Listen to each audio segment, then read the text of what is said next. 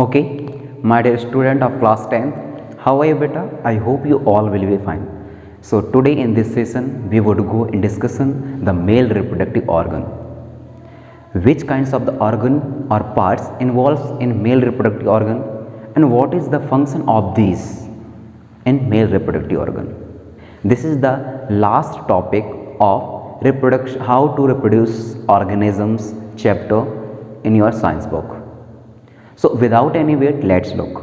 हाँ, उससे पहले आपने यदि पहले वाला वीडियो नहीं देखा है जो कि introduction of reproduction in human being में जो अपलोड किया गया था, तो फर्स्ट ऑफ ऑल उसको देखिए, तभी जा कर के ये टॉपिक समझ में आएगी।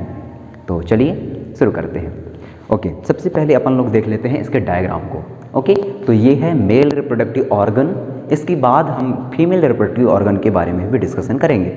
ओके, तो देखिए, this is the structure of male reproductive organ where penis, urethra, testis, then vas deferens, seminal vesicles, then bladder and prostate gland ये चीज़ें हैं आपके मेल रिप्रोडक्टिव ऑर्गन में इन्वॉल्व रहती हैं। तो जब कभी भी आपको मेल रिप्रोडक्टिव ऑर्गन के बारे में डिस्क्रिप्शन या कुछ एक्सप्लेन करने के लिए बोला जाए तो आप सबसे पहले डायग्राम बनाएंगे और डायग्राम बनाने के बाद इसको पेंसिल से नॉमेनक्लेचर करेंगे। नॉमेनक्लेचर देन उसके बाद जो है इसको आप डिटेल देंगे।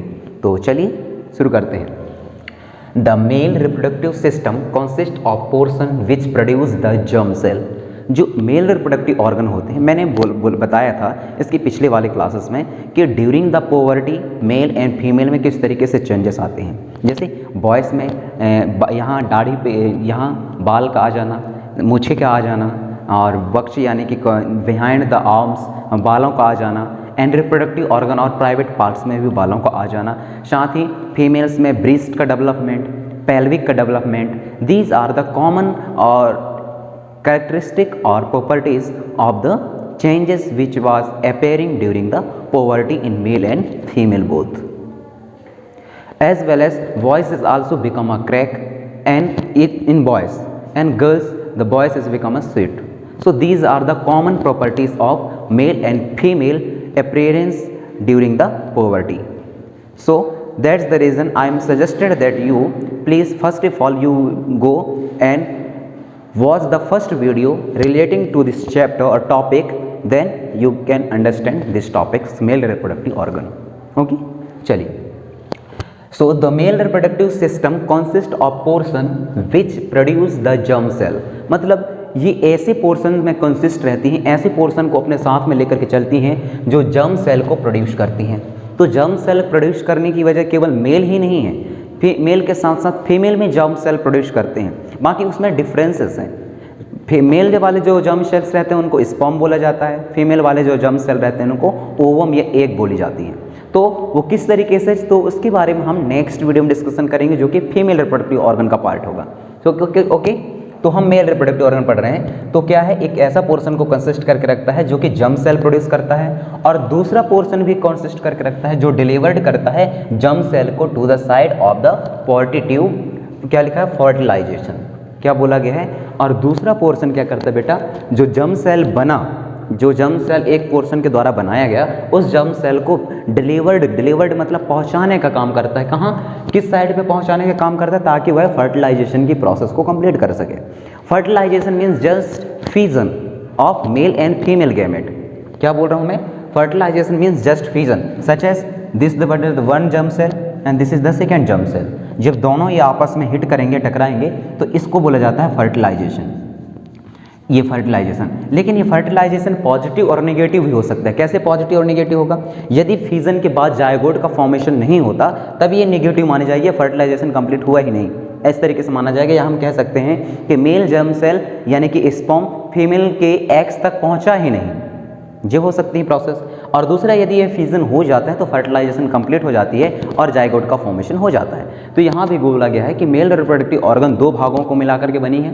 एक पोर्शन जो क्या करती है, जर्म सेल को प्रोड्यूस करती है यानी कि बनाती है, और दूसरा पोर्शन उसको क्या करती है, डिलीवर्ड करती है in the side of the fertilisation, ताकि वह फर्टिलाइजेशन के साइड पर डिलीवर्ड करती है ताकि उसका फर्टिलाइजेशन हो सके और जायगोट का फॉर्मेशन हो सके।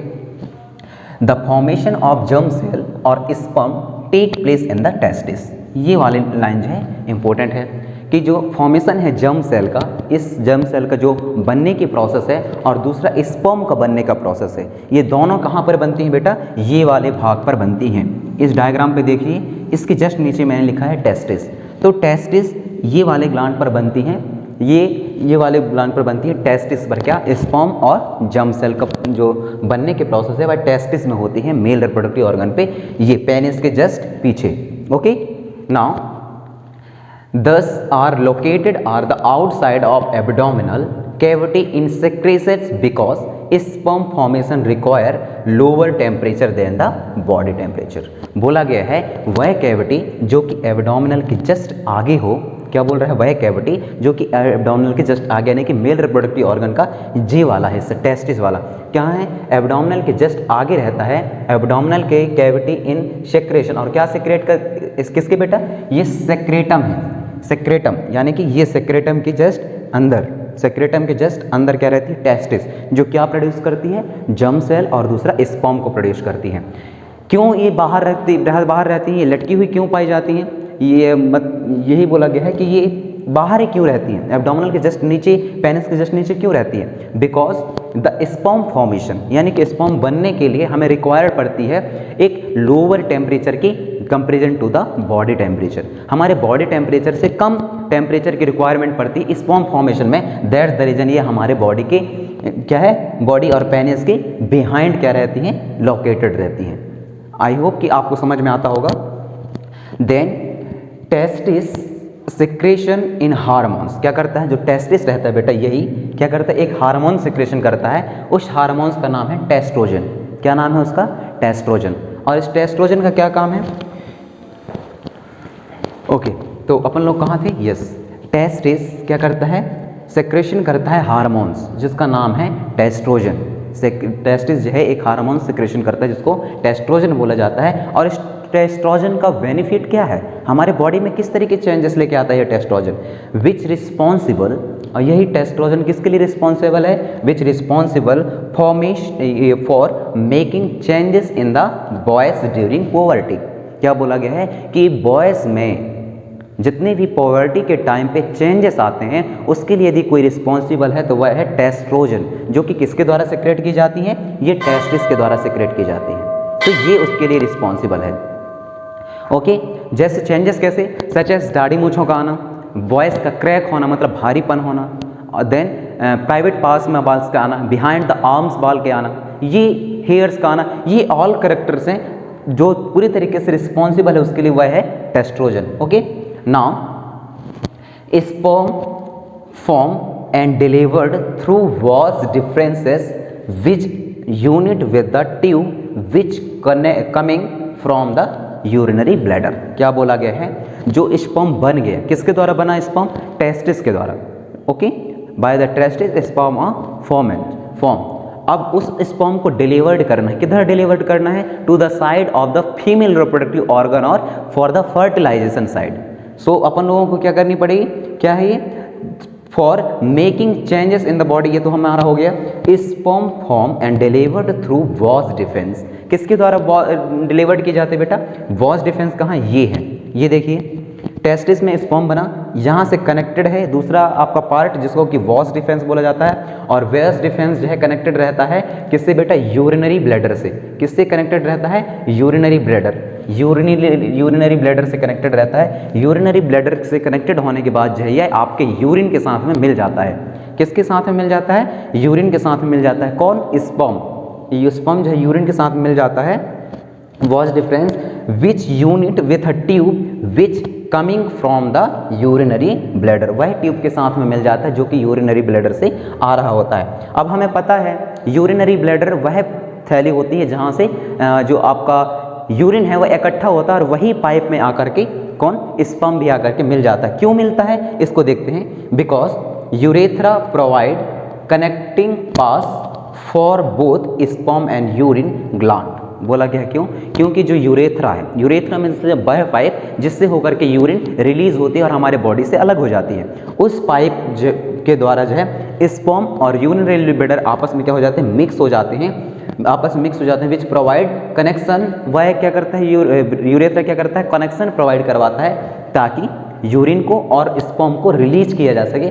Passes for both sperm and urine gland like prostates कौन सा है, ये ग्लैंड, प्रोस्टेजेस ग्लैंड के थ्रू जो है आगे prostates and seminal both seminal vesicle add their secretion so that sperm for the sperm now in liquid form which make their transport easier।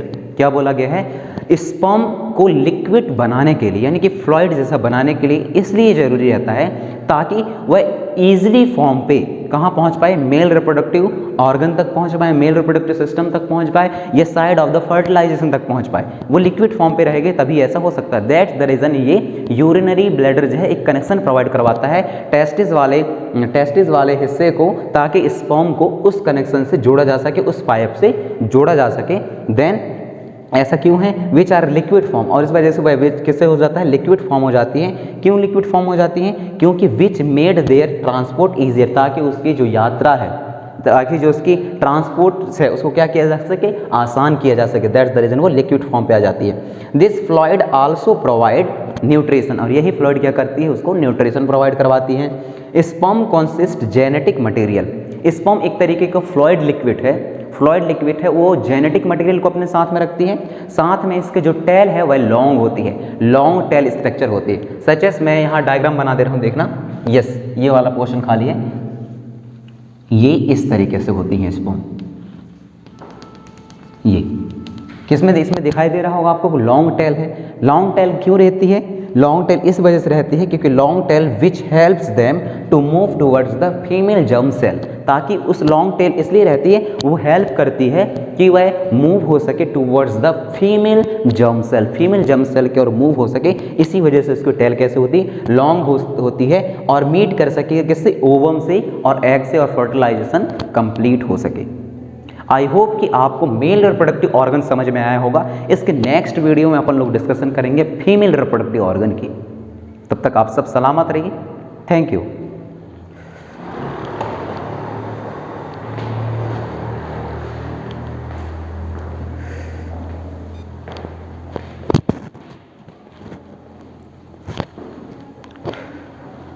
Okay, my dear student of class 10th, how are you beta? I hope you all will be fine. So in this session we would go and discussion the female reproductive organ. So you have any doubt during the teaching time, so you can comment and you can ask me. Okay, let's begin. तो इससे पहले जो हमने देखे थे कि किस तरीके से फीमेल में during the puberty time changes आते हैं, सच एज द वॉइस का स्वीट होना मतलब सुरीला होना, और बेस का development, pelvic development, and also the hair is also coming out through different parts of the body in girls. So these are the common behaviour और common characteristic which are so during the puberty in female. Okay, तो चलिए देखते हैं। This is the diagram of female reproductive system or female reproductive organ where ovary is present, then oviduct or fallopian tubes are there, this is the urethra and this is the vagina and this is the cervix. Okay, so let's begin. The female germ cell or egg are made in the ovary. यहाँ क्या बोला गया है कि female में germ cell का बनना और दूसरा जर्म सेल और दूसरा क्या बेटा, एग का बनना। जिस तरीके से हमने देखा है कि मेल में स्पर्म एंड जर्म सेल बनते हैं, तो उसी तरीके से फीमेल में भी क्या है, जर्म सेल और दूसरा जर्म सेल एंड दूसरा क्या है, एग का बनना। ये दोनों जो प्रोसेस है वह कहाँ कंप्लीट होती है, ओवरी में कंप्लीट होती है। They are produce few hormones, और साथ में जो ओवरी है, यानी कि मैं किसकी बात कर रहा हूँ, इस प्लेस की बात कर रहा हूँ बेटा, ये ओवरी, इन दोनों ओवरियों में क्या बनते हैं, एग और जर्म सेल बनते हैं। ओके, एंड एग और जर्म सेल बनते हैं, साथ एग और जर्म सेल बनने के साथ ये क्या करते हैं, हार्मोन्स भी, अलग अलग प्रकार के हार्मोन्स भी रिलीज करते हैं, जो किसके लिए रिस्पॉन्सिबल हैं, गर्ल्स में चेंजेस, यानी कि during the puberty time changes लाने के लिए रिस्पॉन्सिबल होते हैं। Different kinds of the changes, जो कि उनको चाइल्ड से एडल्सेंस और एडल्सेंस से पोवर्टी की ओर ले जाता है। वो मैच्योरेशन को कंप्लीट करवाते हैं ताकि उनमें एबिलिटी आ सके for the creation of new offspring. Okay, that's the reason ये चेंजेस आते हैं। When a girls is born, अब देखिए ध्यान सुनना यहाँ, जब कोई छोटी सी बच्ची बॉर्न करती है, जन्म लेती है, the ovaries already contain 1000 of immature egg. तो इसमें क्या है, जैसे ही स्मॉल बेबी यानी कि गर्ल जन्म लिया, मतलब कि बर्न हुआ उसका, तो क्या है, उनकी जो ओवरी है 1000 नंबर ऑफ एग को ऑलरेडी ही कंटेन करके रखती है, पहले से ही thousands of number of egg को कंटेन करके रखता है। कौन? उनकी ovary, this one and this one. क्यों कंटेन करके रखता है और क्या होता है इसका काम? कंटेन करके रखता है जो कि इमेच्योर होते हैं, मतलब मैच्योरेशन को कंप्लीट नहीं करते, वो इमेच्योर होते हैं। ऑन रीचिंग पोवर्टी, क्या बोला गया? ऑन रीचिंग पोवर्टी, जैसे जैसे वह पोवर्टी की ओर बढ़ते जाते हैं, एडल्सेंस की ओर बढ़ते जाते हैं, चेंजेस आने लगते हैं, एडल्ट की ओर बढ़ते जाते हैं टुवर्ड्स द एडल्ट, तो क्या होते हैं, उनमें जो अनमेच्योर एग थे वो कैसे मैच्योरेशन को कंप्लीट करने लगते हैं। On reaching poverty these starting maturing one egg providing every month. क्या बोला गया है कि जैसे जैसे वो लोग पोवर्टी की ओर आगे बढ़ते जाते हैं, फिर जो उनके अनमेच्योर एग थे अब वो धीरे धीरे क्या होते हैं, रिलीज होते हैं। One egg every month release होता है गर्ल्स में, और गर्ल्स में हर एक जो एग है वह एवरी मंथ रिलीज होने के बाद जो है क्या होती हैं, मैच्योरेशन को कंप्लीट करती हैं, मैच्योरिंग होने लगती हैं। Okay, then every month by ovary the egg is carried from the ovary to the womb through then in then out duct और फलोपियन ट्यूब। ओके, क्या बोला गया है कि जो एवरी मंथ जो रिलीज होती हैं ओवम और व्हाट एग और जर्म सेल्स एवरी मंथ जो रिलीज होती है by the ovary, it the egg is carried from, और जो एग है वह अब कैरी करके ले जाता है किसके थ्रू? The ovary to the womb through the fallopian tube of fallopian tube. Okay, now the two oviduct किसके बारे में बोला गया है? This one, this is the two oviduct of fallopian tube, two oviduct of fallopian tube, it is the unite into an elastic bag like structure. ये कैसे होते हैं? इलास्टिक बैग लाइक स्ट्रक्चर होते हैं, नॉन एज द यूरेटस। इसको क्या बोला जाता है बेटा? यूरेटस। This part is known as यूरेटस। What is the function and what is the beneficial of यूरेटस? It's open into the vagina through the cervix. क्या करता है ये वाली पाइप जो है, it's open through the यूरेटस in the vagina, this one from here to hair. Okay, now sperm enter through vagina passes during intercourse. क्या बोला गया है? जो हमने मेल रिप्रोडक्टिव ऑर्गन में जो हमने स्पर्म रिलीज हुआ था, अब वो क्या होंगे? During the intercourse, during the meeting time through the vagina, it's coming in the ovary for the fertilization. क्या होंगे? ये आएंगे ओवरी में ताकि वो फर्टिलाइजेशन को कंप्लीट कर सके during the intercourse. Okay, now they travel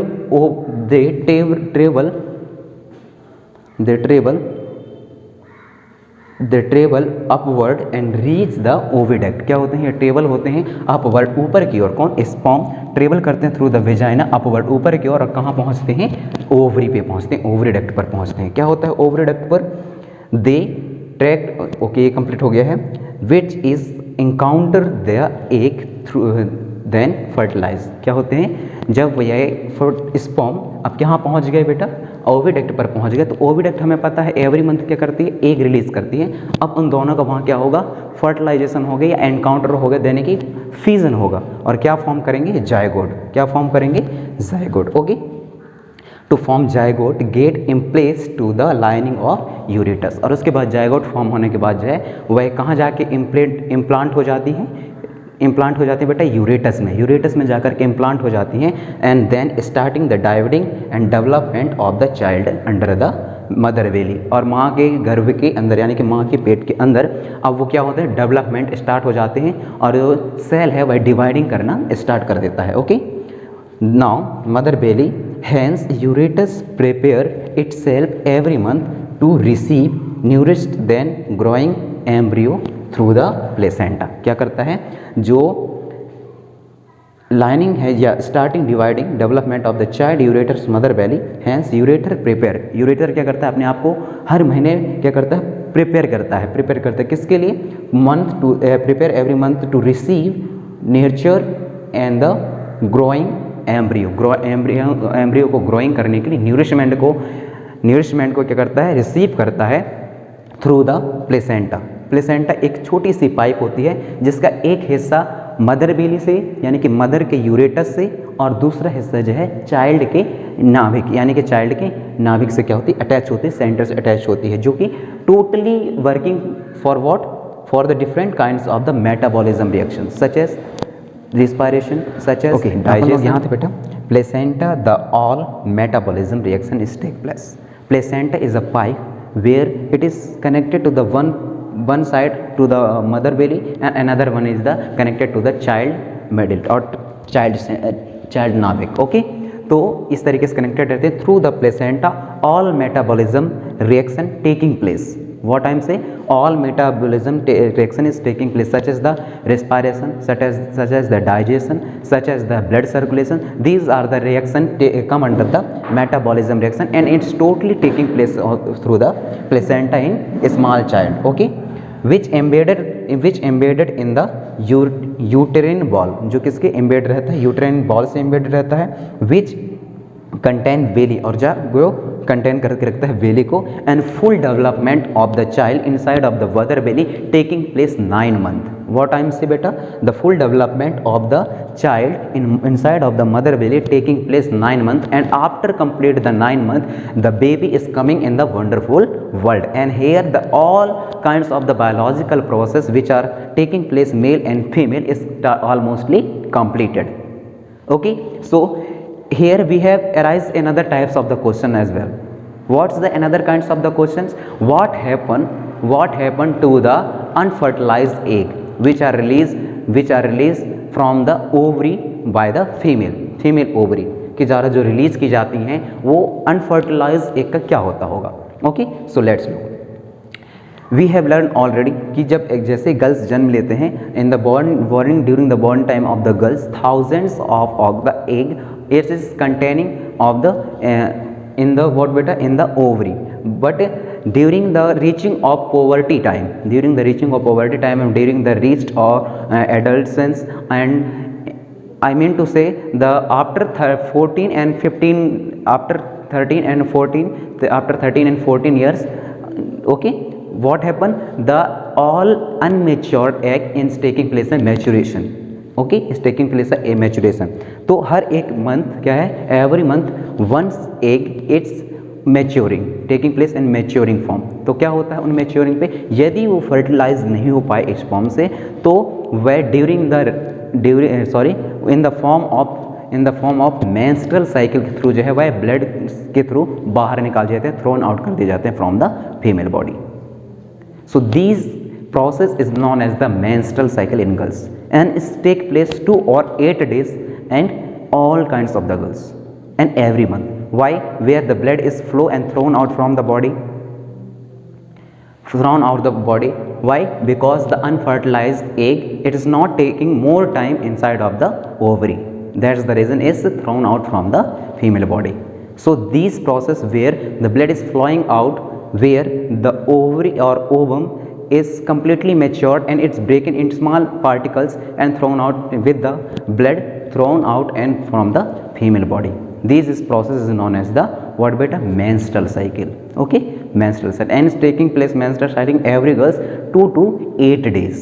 okay, I hope you understood well, thank you।